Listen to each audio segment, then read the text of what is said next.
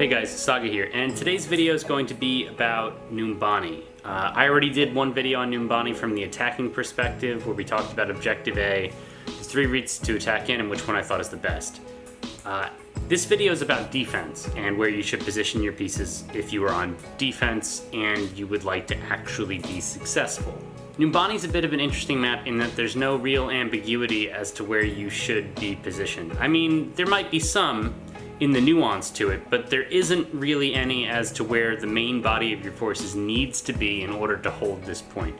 There is actually an area on this map that's just the best. I'm going to explain why it's the best and why there isn't much variation to it because of the way the map is laid out and things like that. Also, if you want to check out the attack video, that's Numbani position and then submission. It's an interesting video where I relate Brazilian Jiu-Jitsu to Overwatch and why position is the most important thing while taking Numbani Objective A, but it's also the most important thing while defending. So let's get into it. So first I'm going to come out and say that defending requires you to be on the high ground in this position. You do not want to be fighting in the streets, you do not want to be fighting around the corner, you do not want to be far forward. So once you know you want to be on the high ground, the question changes from where do I want to be to how do I want to position on that high ground. What I like to do first is position Reinhardt about here. Now this position is important. I see a lot of Reinhardts will come far forward, they'll be about here. Some very bad Reinhardts will be all the way in this room. You want to position your Reinhardt about here. The reason for this is because you want to let the attackers in just a little bit. Why do you want the attackers in just a little bit? I'll explain that in a second. But just remember, Reinhardt's position needs to be a little bit further back. And Reinhardt's position will also work for characters like Diva and Zarya. Now, if you were paying attention, you'll notice that Winston was omitted from the tank list of people who were appropriate to put in the position that we just talked about. That's because a Winston wants to set up here. Once the enemy team pushes through, what you want to do is land right on top of them. Drop your shield, provide support, and then do it again. Back up when you need to, go deeper when you need to. Never run all the way in and around the corner though. Unless they are absolutely dead, there's no reason to do that. And unless you know all variables, like you know where everybody else is positioned, I don't recommend this. This is just a bad play that you're moving too far forward, you're putting yourself in danger where you don't need to be. Remember, a life on defense costs more than a life on offense because of the spawn distance, so you want to play conservatively all the time. Generally, I like to set up an Ana over here. I usually will take the time to break the railings so that they don't interfere with any shots.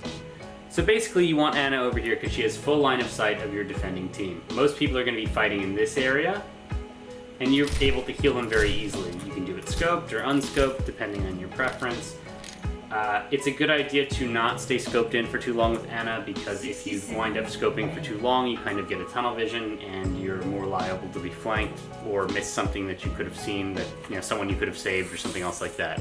This is a particularly great position for Ana because she has a surveying view of the entire battlefield.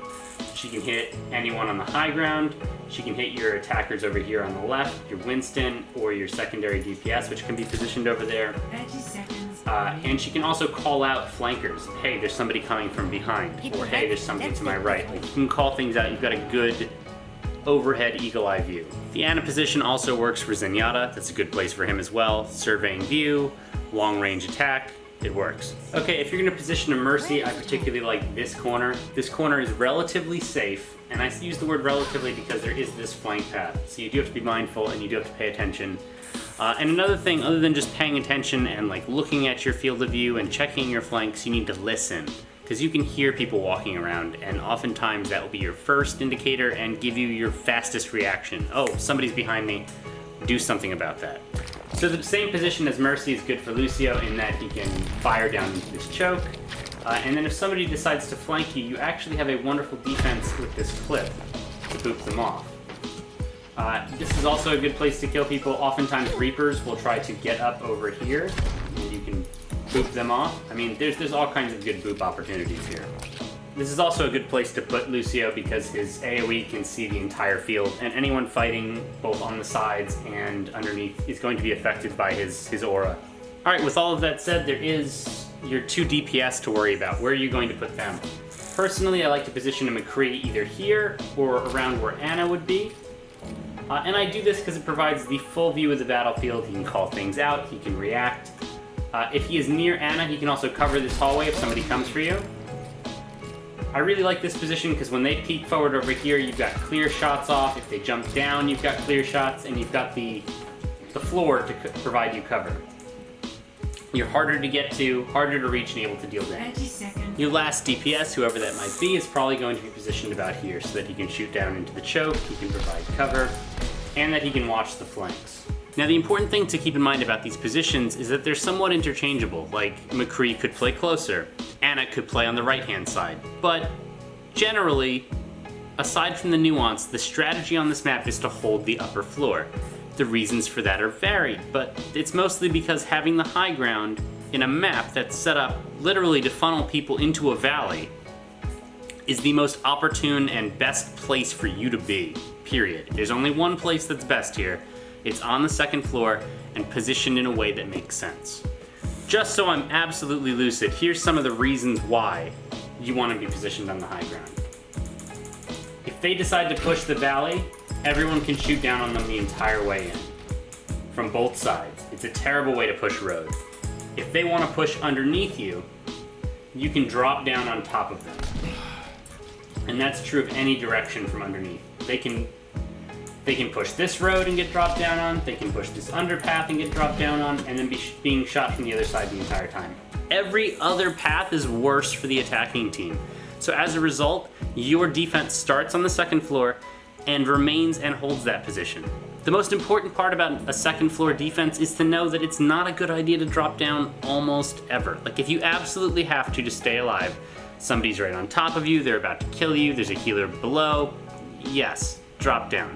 But you should never drop down just to get a kill or just to flashbang somebody. Instead, left click them to death from safety. Play conservatively, don't be silly. Don't sacrifice your position just for a kill. You'll have more chances at that kill in the future, and by maintaining your position, you're giving yourself a much higher likelihood of trading up. Now, yes, I want you to use your own discretion, so if there's a Mercy about to res and you think you can stop her with a quick flashbang, maybe that's worth the risk, but maybe it's not. So, like, pay attention to these things. If she's gonna get off the res anyway, don't put yourself in jeopardy.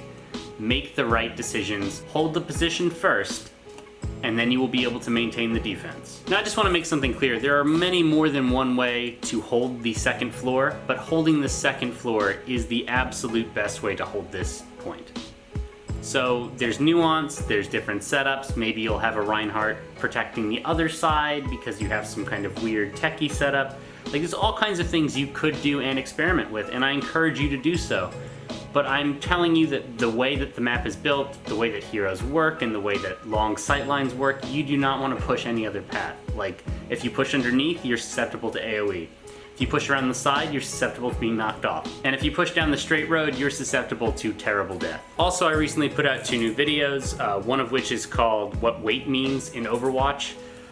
It's one of the most important videos I've ever made. It's also one of the shortest, so if you've got an extra minute to spare, check that one out. And the most recent video, 1v1, 3v3, the future of competitive and how that relates to WoW is also up, and that was a bit of an interesting kind of story time video. If you were into WoW, you'll really relate to the stuff I'm saying and how it's going to affect the future of Overwatch and how the 1v1 and 3v3 are reminiscent of both dueling and the arena in WoW. If that sounds interesting to you, all links are in the description. I'll see you next time. Oh, and if you like my content, please subscribe.